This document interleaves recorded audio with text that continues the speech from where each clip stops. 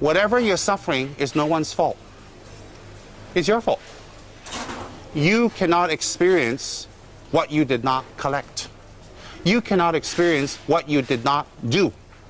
So for us to blame this person, be angry at this person, get this person back, show a black face to this person, for us to do that only shows how incredibly stupid we are and how incredibly dumb that we didn't follow Dharma. Because why? Whatever sufferings you have is a sign you didn't practice Dharma. Whatever sufferings you create is a sign you didn't practice Dharma. The minute you say, I don't like this person, I don't like this person, I don't like this person, I don't like this person, or you show black face or you show a bad attitude, it's a very clear sign you are not practicing Dharma.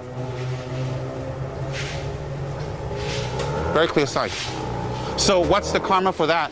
Having heard the Dharma, having heard the Buddha's teachings, having listened to your teacher, having been near a Sangha, and yet you still act in a way opposite of the Dharma, creates the karma for you to not be near the Dharma in the future.